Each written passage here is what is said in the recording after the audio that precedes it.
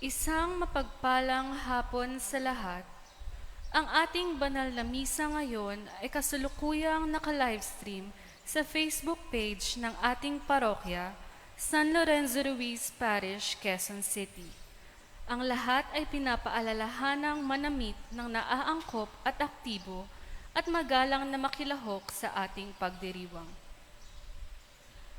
Magsiluhod po ang lahat para sa panalangin para sa banal na bukasyon.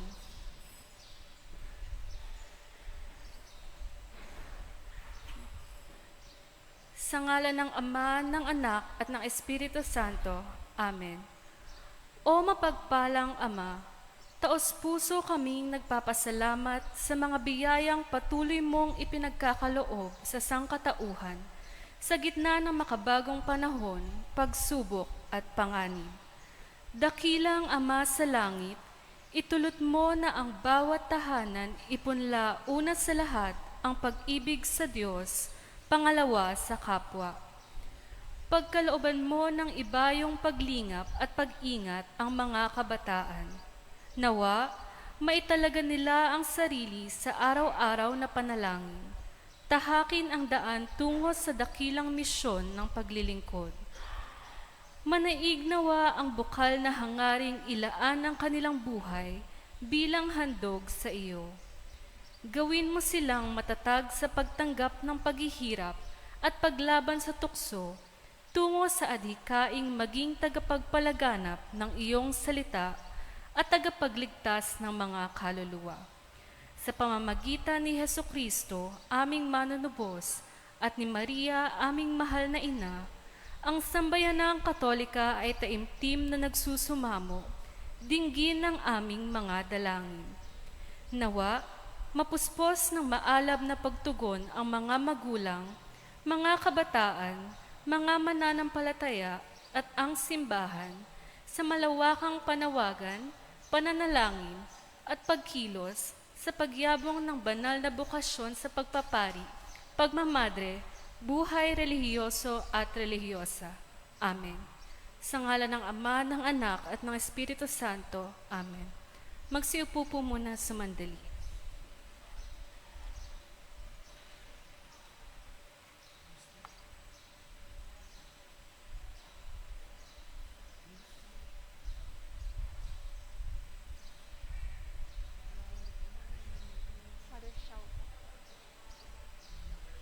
Okay. Thank you.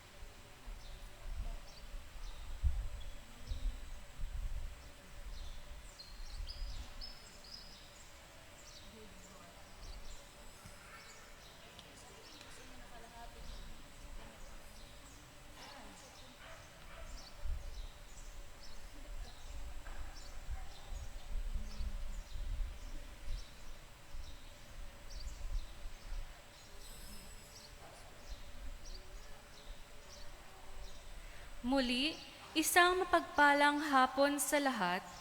Ngayon po ang ikalimang linggo ng Kwaresma at ang tema ng ating pagdiriwang ay Buhay sa kabila ng kamatayan. Isang linggo na lamang at magsisimula na ang mga mahal na araw. At ang ikalawang pagbasa at ang ebanghelyo ngayon ay nagpapaalala na sa atin sa pangunahing katotohanang bunga ng kalunos-lunos na pagkamatay ni Hesukristo, ang ating kaligtasan. Sa kanyang pagpapakasakit at pagkamatay, pinagtibay ang bagong kasunduan. Ang buhay na kasunod ng kamatayan ay isang paghamon sa atin. Kung nais natin ang malinis na buhay, dapat nating iwaksi ang ating kapalaluan at anumang ibang anyo ng damdaming negatibo. Tanging sa pagtalikod sa ating mga hamak na sarili, tayo makapagsisimulang mabuhay para sa Panginoon. Saka lamang tayo magiging masiglang kabahagi sa bagong kasunduan. Ialay natin ang Eukaristiyang ito para sa kahilingang ito, habang patuloy nating ipinagdarasal ang kapayapaan at katarungan sa daigdig. Magsitayo po ang lahat at simulan natin ang banal na pagdiriwang.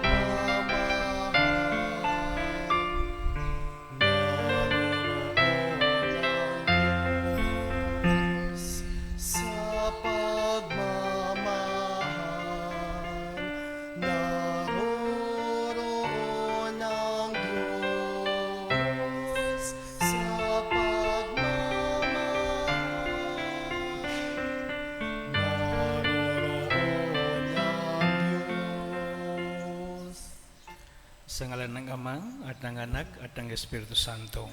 Amen. Ang biyaya at kapayapaan ng Diyos Ama at ng Panginoong Jesucristo ay sumainyong lahat. At sumaiyo rin. Mga kapatid, magandang hapon po sa inyong lahat. Magandang hapon din po, Father. Bilang paghahanda sa pagdiriwang ng misteryo ng pag-ibig ng Kristo, alalahanin natin ang ating mga kasalanan at humingi sa Kanya ng kapatawaran at lakas.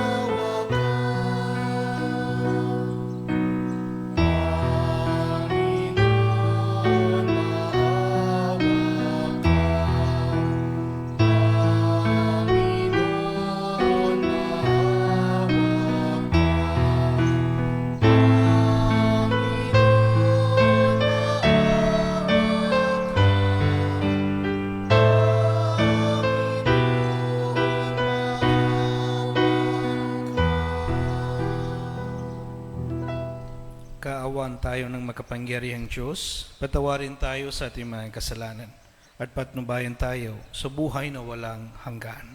Amen. Manalangin tayo. Ama naming makapangyarihan, alang-alang sa dakilang pag-ibig ng iyong anak na siyang nagbunsod upang mahalin niya ang lahat, ano pat kusa niyang inako ang mamatay para sa sanlibutan. Kami naway masigasig na tumahak sa kanyang dinaanan sa iyong pag-akay at sa kanyang pamamagitan. Kasama ng Espiritu Santo, magpasawalang hanggan. Amen. Ang hula ng mga puso ng tao ay napakahalaga sa kasaysayan ng kaligtasan. Ito ay natupad kay Hesukristo at tayong lahat ay bahagi ng patuloy na katuparan. Pagbasa mula sa aklat ni Propeta Isaías. Ito ang sinabi ng Panginoon na siyang gumawa ng landas upang may maraanan sa gitna ng dagat. Sa kapangyarihan niya ay kanyang nilupig ang malaking hukbo. Nilipol niya ang kanilang mga kabayo at ang mga karwahe winasak. Sila'y nangabuwal at di na nakabangon. Parang isang ilaw na namatay ang ngingas. Ito ang sabi niya.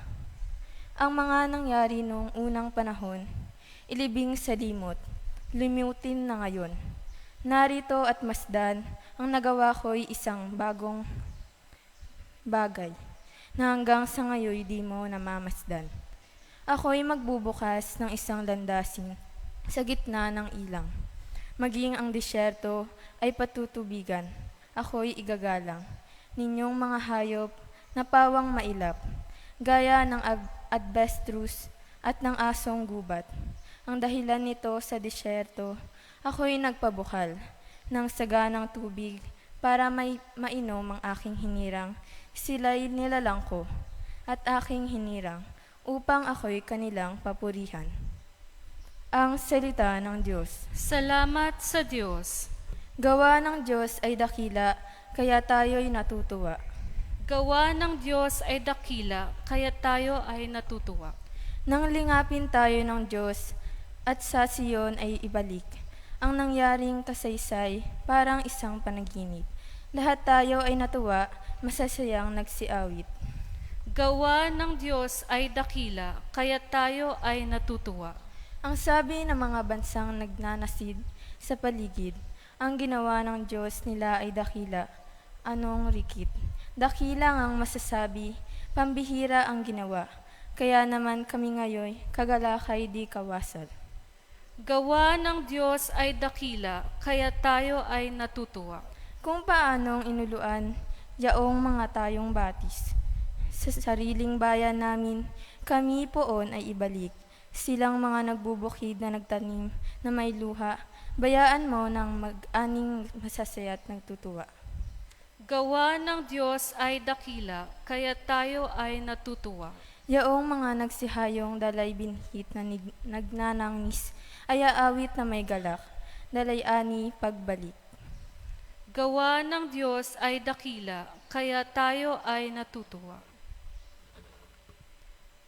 Pinaaalalahanan tayo ngayon ng may akda ng sulat sa mga Hebreo na ang ating kaligtasan ay bunga ng panalangin, pagpapakasakit at pagsunod ni Kristo hanggang kamatayan. Tinatamasa natin ang kanyang pagliligtas alinsunod sa ating pagsunod sa kanya.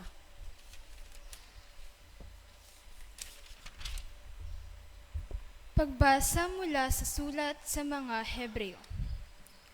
Mga kapatid, noong si Jesus ay namumuhay rito sa lupa, siya ay dumalangin at lumuluhang sumamo sa Diyos na makapagligtas sa kanya sa kamatayan.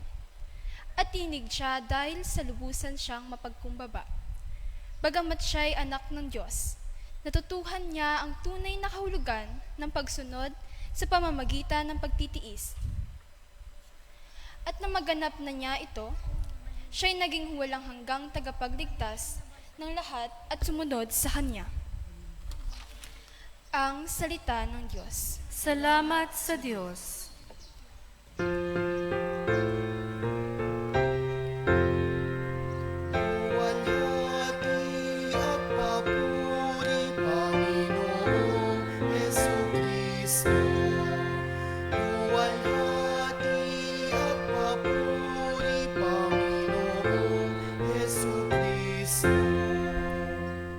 kung sino mang naglilingkod upang sa aking sumunod, ay tunay na itatampok sa kaligayahang lubos ng mahal na anak kong Diyos.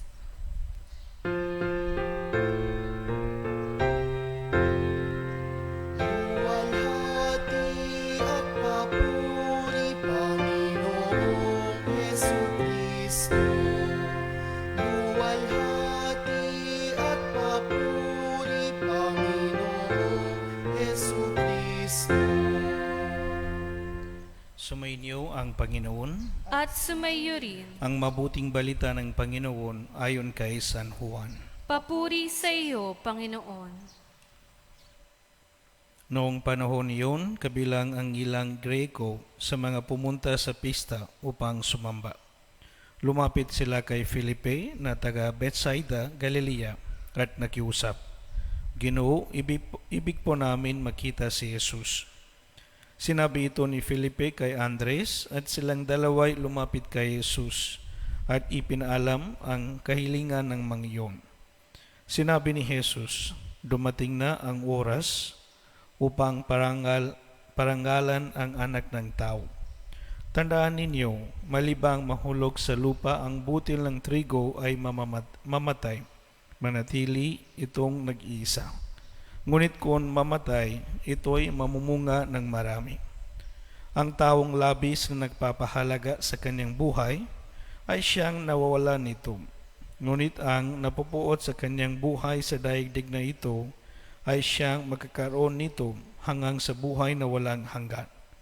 Dapat sumunod sa akin ang naglingkod sa akin. At saan man ako naroon, ay naroon din ang aking lingkod. Pararangalan ng Ama ang sinumang naglilingkod sa akin. Ngayon ako'y nababagabag.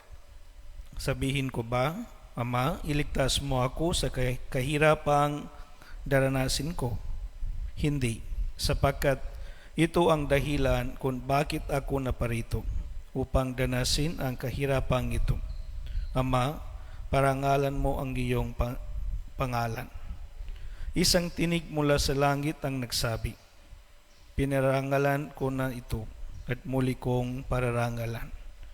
Naririnig ito ng mga taong naroon at ang sabi nila, kumulog. Sabi naman ng iba, nagsalita sa kanya ang isang anghel. Sinabi ni Jesus, "Ipinarinig ang tinig na ito dahil sa inyo, hindi dahil sa akin. Panahon na upang hatulan ang sanlibutan. Itataboy ngayon sa labas ang pinuno ng sanlibutan ito. At kung ako'y maitaas na, ilalapit ko sa akin ang lahat ng tao." Sinabi niya ito upang ipakilala kung paano siya mamamatay. Mga kapatid, ang mabuting balita ng Panginoon. Pinupuri ka namin, Panginoong Hesukristo.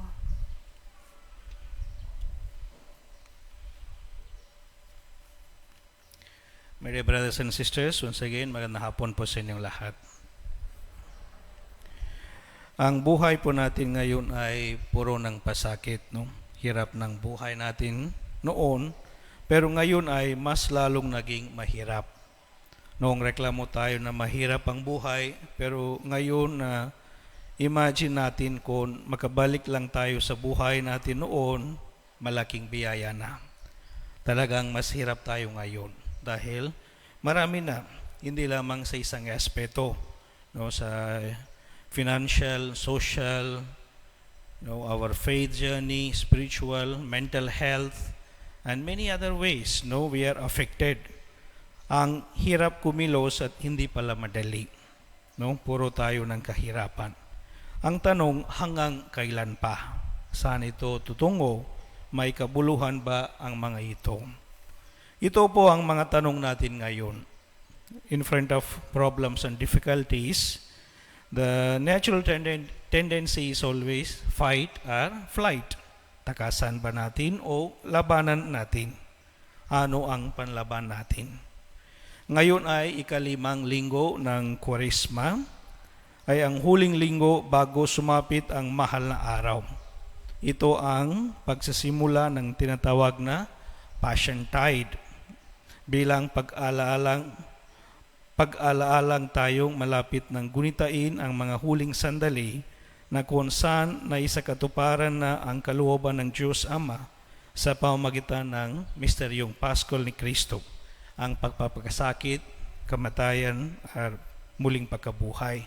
Kaya nga nung we already start to put the curtain to close, because it's a sign we are preparing ourselves to the greatest, para sa mga mahal na araw, and to this Paschal mystery, the suffering, ang pagpapakasakit, pagkamatay, at muling pagkabuhay. Kaya nga ipinahayag ni Jesus sa ating Ebanghelyo ang kanyang darating na pagpapakasakit at pagkamatay sa krus. Sabi niya nga, sinabi niya ito upang ipakilala kung paano siya mamamatay. He knows, alam niya nga mamamatay siya. Alam niya na hindi na madali ang kamatayan niya. So mga kapatid, ano ang ginawa ni Jesus sa harap ng mga kahirapan at kamatayan? Siya ba ay tumakas o siya ba ay nanlaban? Hindi, di ba? Kahit hindi madali. Kahit para kay Jesus, hindi na madali. So, ang ginawa niya, siya ay nababagabag. Natutukso siyang magdasal na iligtas siya sa kahirapang dadanasin niya. Pero hindi.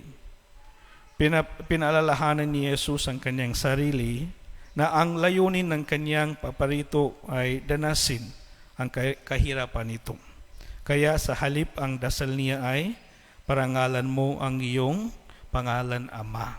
So, kasi hindi na madali para kay Jesus. He's like us, katulad natin, only accept the sin.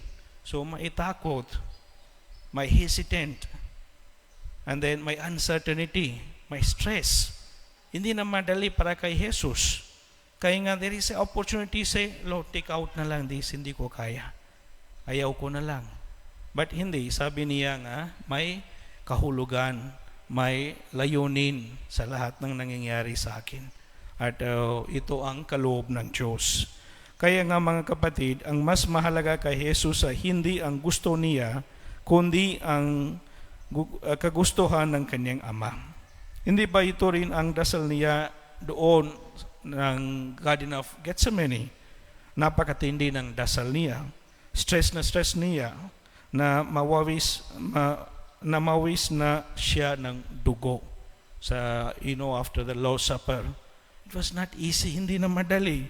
Ayaw niyang inumin ang kalis ng kahirapan. Mahirap sa loob niya. Inaawayan din ng kanyang katawan ang kahirapan at kamatayan. Diba sabi niya, hindi ko kaya, Lord, if possible, take out this chalice from me. Hindi ko kaya. Diba, it's not easy, hindi na madali. Dahil siya ay ang anak ng Diyos? No. Kasi siya ang kasama natin.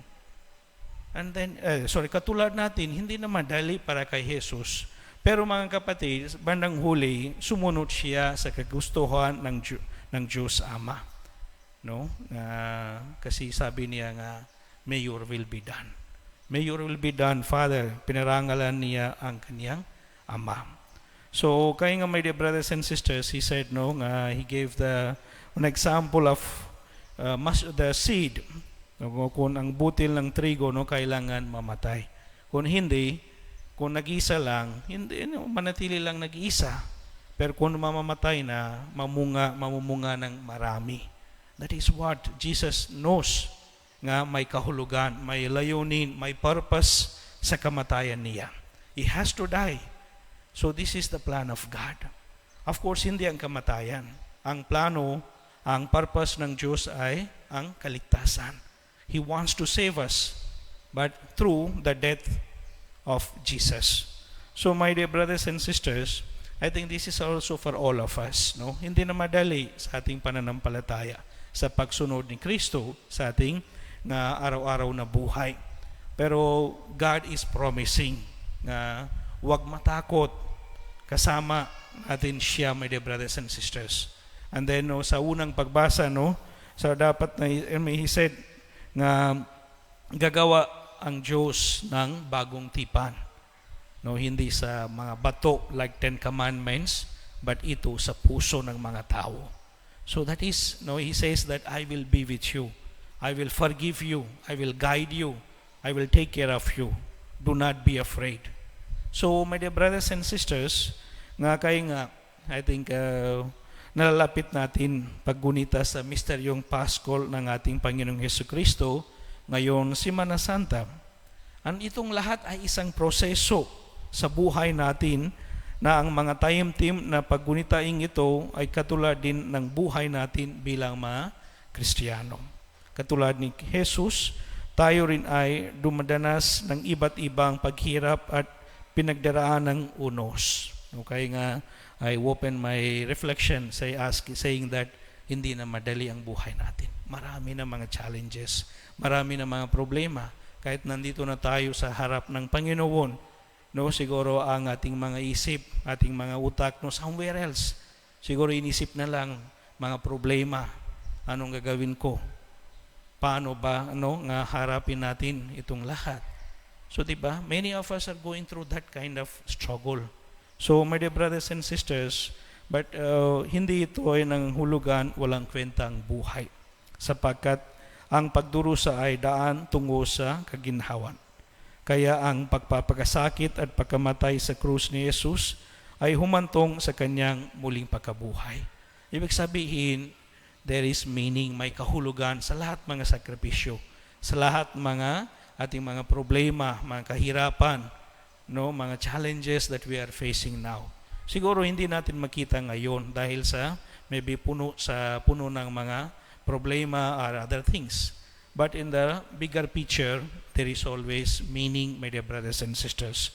Kaya nga, let us hold on to God. No? Pasanin natin ang ating mga krus. Sumunod tayo sa ating Panginoon. Lalo na ngayon, mahal na mga araw, Semana Santa, let us follow Jesus faithfully. Let us take out everything. Let us carry all that is burdening you, that is becoming stressful, that is destroying our peace, our happiness, our families, our lives. And let us follow Christ. Sana mamamatay tayo sa ating mga kasalanan. Sana mamamatay tayo sa ating mga everything that is not proper. So that we may share in the resurrection.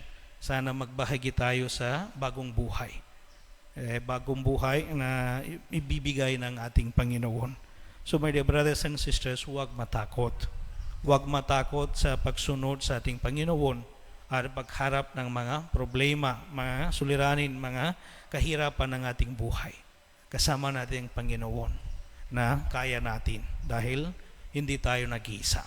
So let us hold on to our faith, let us carry our crosses and follow Jesus, especially this coming week, by actively participating from linggo ng palaspas, then meron tayong mga Monday and Tuesday meron tayong confessions, then recollection, then the Last Supper, then Friday, Saturday, Sunday. So maganda na, my dear brothers and sisters. Please let us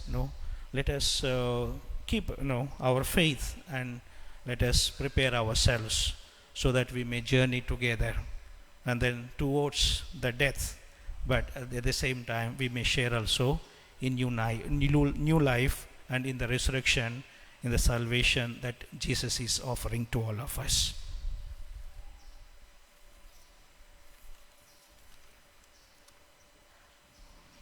Magtayo po ang lahat. Sumasampalataya ako Sa Diyos amang makapangyarihan sa lahat, na may gawa ng langit at lupa. Sumasampalataya ko kay Hesukristo, iisang anak ng Diyos, Panginoon nating lahat. Nagkatawang tao siya lalang ng Espiritu Santo, ipinanganak ni Santa Mariang Birhen, pinagpakasakit ni Poncio Pilato, ipinako sa krus, namatay, inilibing, nanaog sa kinaroroonan ng mga yumao, nang may ikatlong araw na buhay na mag-uli, umakyat sa langit, naluluklok sa kanan ng Diyos Amang makapangyarihan sa lahat, doon magmumulang paririto at huhukom sa nangabubuhay at nangamatay na tao. Sumasampalataya naman ako sa Diyos Espiritu Santo, sa banal na simbahang katolika, sa kasamahan ng mga banal, sa kapatawaran ng mga kasalanan, sa pagkabuhay na muli na nangamatay na tao, at sa buhay na walang hanggan. Amen. Mga kapatid, sa pagtitipong ito sa buklod ng pag-ibig ng Diyos, tayo ngayon manalangin sa Kanya para sa mga pangangailangan at kahilingan ng sangkatauhan. At itutugon, Panginoong Hesus, dingin mo ang aming panalangin. Panginoong Jesus, dinggin mo ang aming panalangin. Para sa lahat ng kasapi ng simbahan sa buong daigdig, nawa sila'y maging kapanipaniwalang saksi sa pag-ibig ng Ama para sa lahat. Manalangin tayo. Panginoong Jesus, dinggin mo ang aming panalangin. Para sa Santo Papa, ating Obispo at mga kura paroko, naway buong giting silang matyaga sa kanilang paglilingkod, sa harap man ng mga kabiguan at iba't ibang kahirapan. Manalangin tayo. Panginoong Jesus, dinggin mo ang aming panalangin. Para sa lahat na nagtitiis ng hirap, alang-alang sa kahirapan, naway manatili silang tapat sa kanilang kapangakuan, sa katarungan at katotohanan. Manalangin tayo. Panginoong Jesus, dinggin mo ang aming panalangin. Para sa mga social worker at lahat ng naglilingkod sa bayan, naway tulungan sila ng pamayanan sa kanilang pagsisikap alang-alang sa ikabubuti ng lipunan. Manalangin tayo. Panginoong Jesus, dinggin mo ang aming panalangin. Para sa mga pinanghihingaan ng loob o nagdadalamhati, naway mailakip at mapag-isa nila ang kanilang mga tiisin sa mga hirap at sakit ng ating Panginoon. Manalangin tayo. Panginoong Jesus, dinggin mo ang aming panalangin. Para sa lahat na nagsusuong ng sariling buhay sa panganib upang ipalanganap ang Ebanghelyo, naway mapagningas nila ang buong simbahan sa pamamagitan ng tapang at katatagan bilang misyonaryo. Manalangin tayo. Panginoong Jesus, dinggin mo ang aming panalangin. Tahimik nating ipanalangin ang ating mga pansariling kahilingan at ang lahat ng kahilingan para sa banal na misang ito.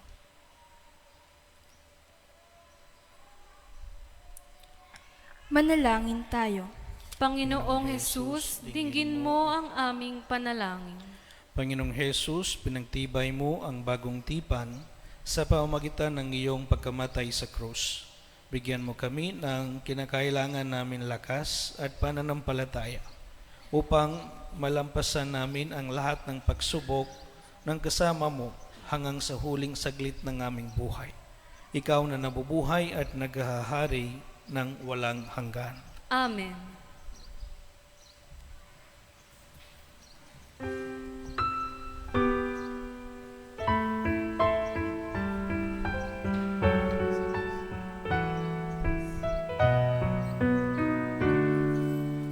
O Diyos, awang di mabilang, tanggapin mo yaring aming alay, gawin ito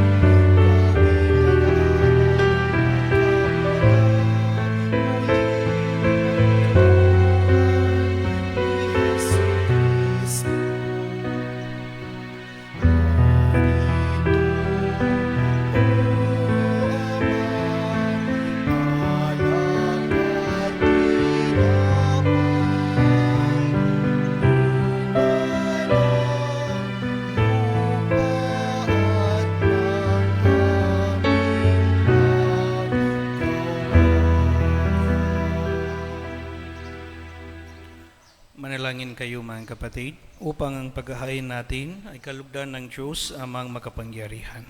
Tanggapin nawa ng Panginoon itong paghahain sa iyong mga kamay, sa kapurihan niya at karangalan, sa ating kapakinabangan at sa buong sambayanan niyang banal.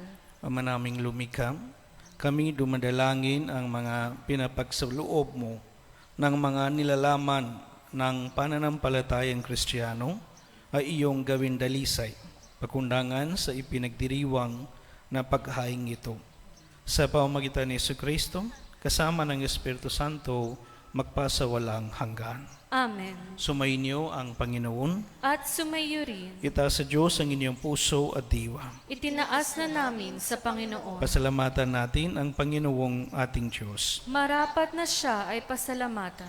Ama naming makapangyarihan, tunay ngang marapat na ikaw ay aming pasalamatan sa pamamagitan ni Jesucristo na aming Panginoon. Binibigyan mo kami ng bagong pagkakataon upang ganapin ang paghahanda ngayon para sa pagdiriwang ng muling pagkabuhay. Kaysa ng iyong anak na minamahal, aming inilalaan ang panahon, talino't yaman para ganapin ang iyong kalooban na ang kapwa-tao ay lubos na damayan. Sa pagdiriwang namin sa aming pagsilang bilang mga kaanib ng iyong sambayanan, kami iyong pinagkakamit ng katayuang ganap sa pagtatangkilik. Kaya kaysa ng mga anghel na nagsisiyawit ng papuri sa iyo, nang walang humpay sa kalangitan, kami nagbubunyi sa iyong kadakilaan.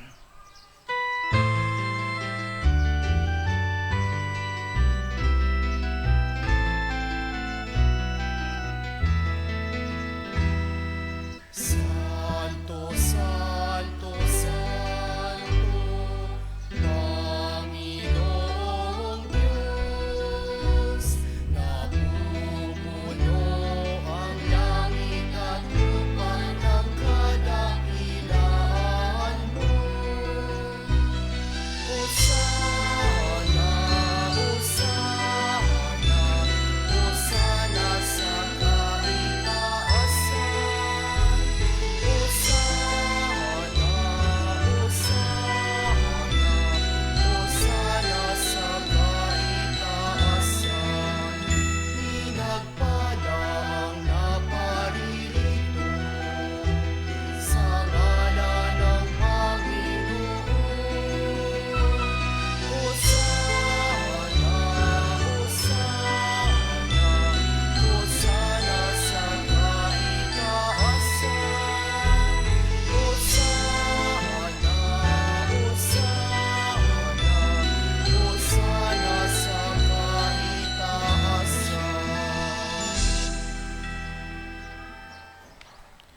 Ama naming banal, ikaw ang bukal ng tanan kabanalan. Kahit sa pamamagitan ng iyong Espiritu, gawin mong banal ang kaloob na ito upang para sa amin maging katawan at dugo ng aming Panginoong Hesu Kristo.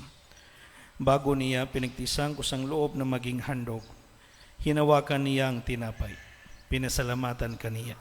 Pinaghati-hati niya iyon, iniabot sa kanyang mga alagad at sinabi, tanggapin ninyong lahat ito at kanin. Ito ang aking katawan na ihahandog para sa inyo.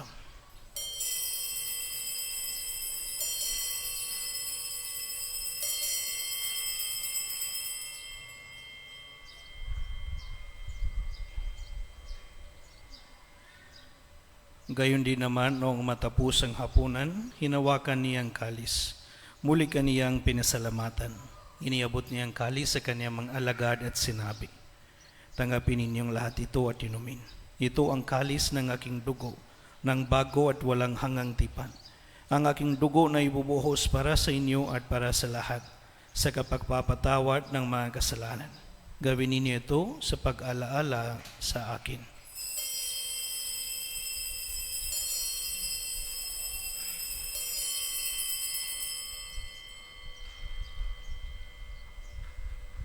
Ipagbuni natin ang misteryo ng pananampalataya.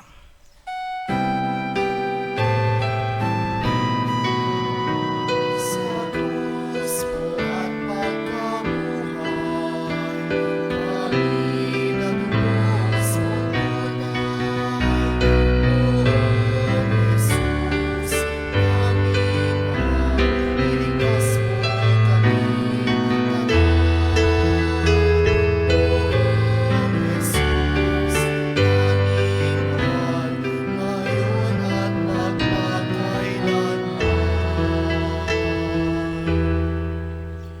ginagawa namin ngayon ang pag-alala sa pagkamatay at muling pagkabuhay ng iyong anak. Kaya't iniaalay namin sa iyo ang tinapay na nagbibigay buhay at ang kalis na nagkakaloob ng kaligtasan. Kami nagpapasalamat dahil kami iyong minarapat na tumayo sa harap mo para maglingkod sa iyo. Isinasamo namin kami magsasalo-salo sa katawan ng dugo ni Kristo ay mabuklod sa pagkakaisa sa pamamagitan ng Espiritu Santo. Ama, lingapin mo ang iyong simbahan laganap sa buong daigdig. Puspusin mo kami sa pag-ibig kaysa ni Francisco na aming Papa at ni Roberto na aming Obispo at ng Tanan Kaparian. Alalahanin mo rin ang mga kapatid namin na himlay nang may pag-asang sila'y muling mabubuhay. Gayon din ang lahat ng mga pumanaw. Kaawan mo sila at patuloyin sa iyong kaliwanagan. Kaawan mo at paging dapatin kaming lahat na makasalo sa iyong buhay na walang wakas. Kaysa ng mahal na Birhen Maria na ina ng Diyos. Kay San Jose, ang esposo niya, kaysa ng mga apostol at ng lahat ng mga banal na namuhay dito sa daigdig ng kalugod-lugod sa iyo. May pagdiwang nawa namin ang pagpapuri sa kararangal mo sa pamamagitan ng iyong anak na aming Panginoong Jesucristo. Sa pamamagitan ni Kristo, kasama niya at sa Kanya, ang lahat ng parangal at papuri ay sa iyo, Diyos amang makapangyarihan, kasama ng Espiritu Santo, magpasawalang hanggan.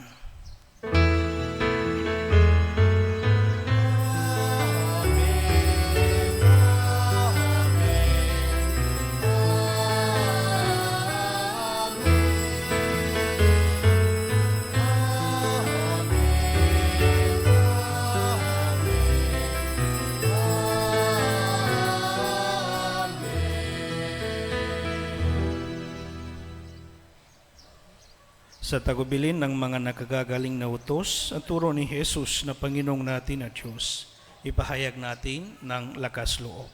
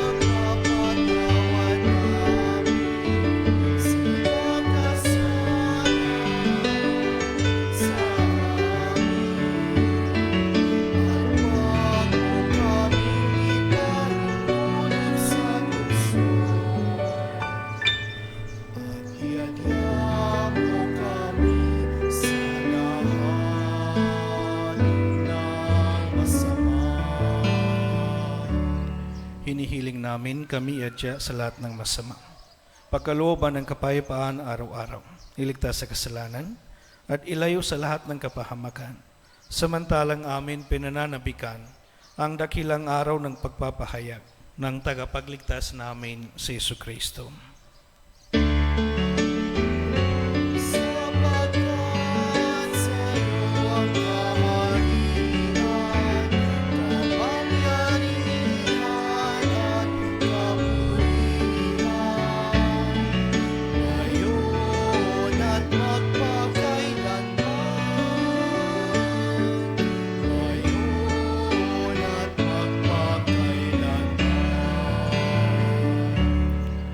Panginoong Jesucristo, sinabi mo sa iyong mga apostol, kapayapaan ang iniwan ko sa inyo. Ang aking kapayapaan ang ibinibigay ko sa inyo. Tunghayan mo ang aming pananampalataya at huwag ang aming pagkakasala. Pagkalooban mo kami ng kapayapaan at pagkakaisa ayon sa iyong kalooban. Kasama ng Espiritu Santo, magpasawalang hanggan. Amen. Ang kapayapaan ng Panginoon ay laging sumainyo. At sumayyuri. Magbigayin kayo ng kapayapaan sa isa't isa.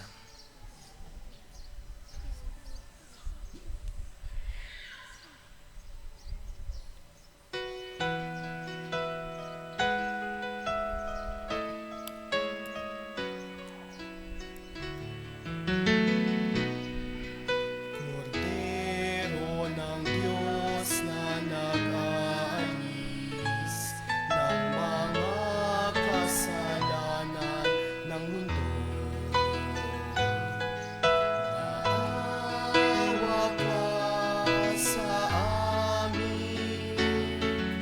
Kordero ng Diyos, maawa ka.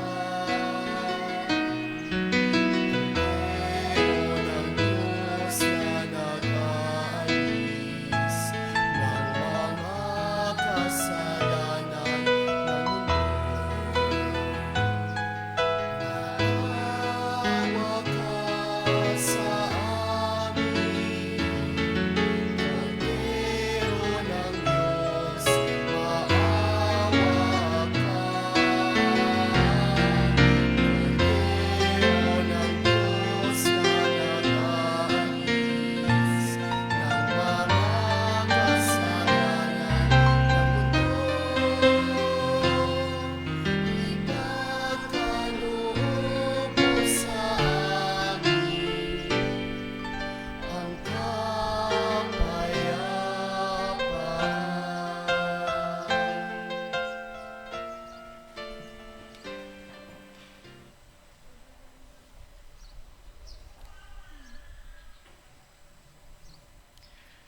Mga kapatid, ito si Yesu Kristo, ang nagbuwis ng kanyang buhay alang sa ating kaligtasan. Mapalad ang mga inanyayahan sa kanyang piging. Panginoon, hindi ako karapat-dapat na magpatuloy sa iyo, ngunit sa isang salita mo lamang ay gagaling na ako.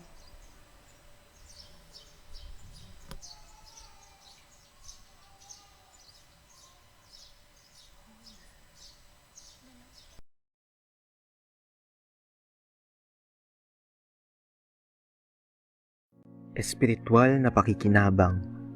O Jesus ko, naniniwala ako na ikaw ay tunay na naririyan sa banal na sakramento. Minamahal kita ng higit sa lahat at ninanais ko na ikaw ay tanggapin sa aking kaluluwa. Bagamat sa sandaling ito ay hindi kita matatanggap sa paraang sakramental, pumarito ka man lamang sa aking puso sa paraang espiritual. Tinatanggap kita na ikaw na naririto at buong puso akong nakikipag-isa sa iyo. Huwag mong pahintulutang ako'y mapahiwalay sa iyo. Amen.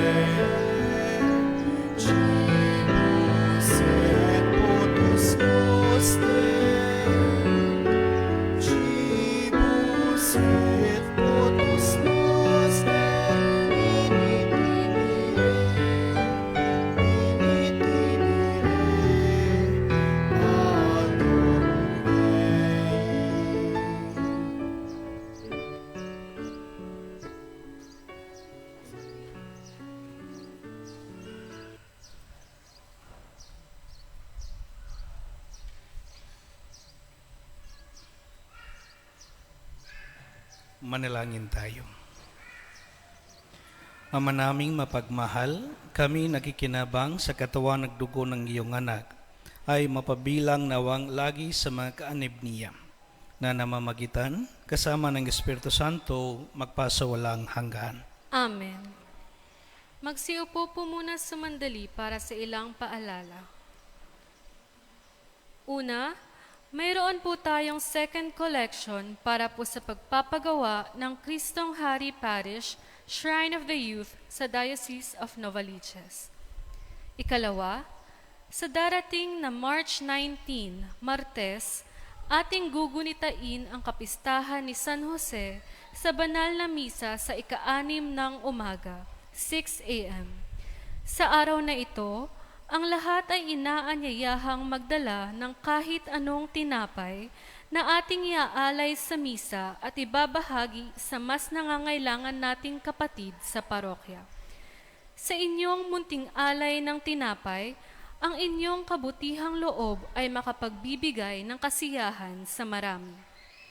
Ikatlo, patuloy po ang Way of the Cross tuwing Biyernes, alas 4:30 ng hapon sa ating parokya. Mayroon din pong Way of the Cross sa kani-kanilang areas. Mangyari lang pong makipag-ugnayan sa inyong BEC Area Coordinator para sa mga detalye. Ika-4, nakapost po sa ating FB page ang mga detalye ng Holy Week activities natin. Inaanyayahan ang lahat na dumalo upang mapalalim ang pakikipag-ugnayan natin sa Panginoon ngayong Kwaresma. Ika-5, ang atin pong mga lay ministers at members ng Knights of Columbus ay magsasagawa ng isang fundraising project ngayong mahal na araw sa pamamagitan ng pagbebenta ng palaspas. Ang malilikom na pera ay gagamitin para sa medical mission para sa mga tatay ng tahanan ngayong Mayo. Pagkatapos ng misa, maaari kayong lumapit sa kanila sa may pinto ng simbahan upang mag-pre-order ng palaspas. Ika-6, ang ating Lenten Recollection ay gaganapin sa March 27, Wednesday, 7:30 p.m. Ang ating speaker ay si Father Benny Tuazon mula sa San Antonio de Padua Parish, Malate. Ang ating panayam ay pinamagatang Forgiveness and Reconciliation, Pagpapatawad at Pagbabalik Loob, hango sa tema ng John 3:16, For God so loved the world that He gave His only Son. Kaugnay dito, magkakaroon po tayo ng 2 gabi ng Thaise Prayer at Confession Service sa Holy Monday, March 25 at Holy Tuesday, March 26 sa 6 p.m. Sa Holy Wednesday, March 27, may BEC Mass bago ang Lenten Recollection sa 7:30 p.m.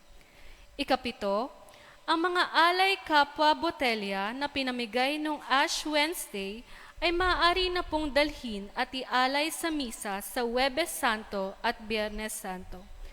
Ang alay kapwa po ay bahagi ng Kwaresma na nagsasaad ng ating pagmamalasakit at pagbabahagi ng ating alay sa mga higit nangangailangan, lalo na sa mga may sakit at sa mga maaapektuhan ng kalamidad dito sa ating komunidad.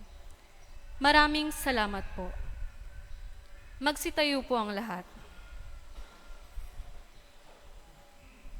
Maraming salamat po sa inyong lahat sa darating na linggo ng Palaspas. Ang ating anticipated Mass, 6 p.m. sa Saturday, no? So dito na lang po ang blessing ng mga palaspas and then followed by Mass. Sa Sunday, sa linggo, 5:30 a.m. po. Sino nga magsimba 6 a.m. Mass, no? 30 minutes ahead po. 5:30 a.m. na doon sa grotto, magsimula tayo ng blessing of the palms, no?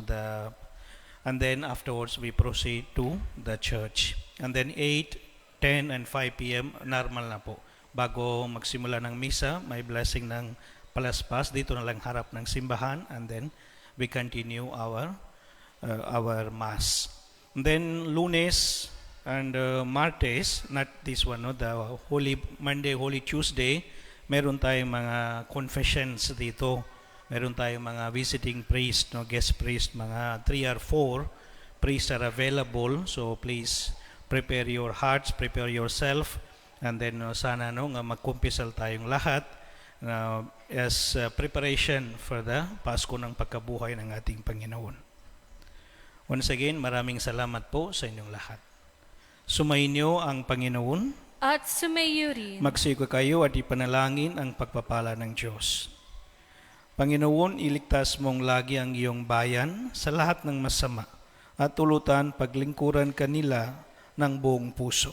Inihiling namin ito sa pamamagitan ni Kristong aming Panginoon. Amen. At pagpalain nawa kayo ng makapangyarihang Diyos, Ama, Anak, at Espiritu Santo. Amen. Umay kayo sa kapayapaan upang mahalin at paglingkuran ang Panginoon. Salamat sa Diyos.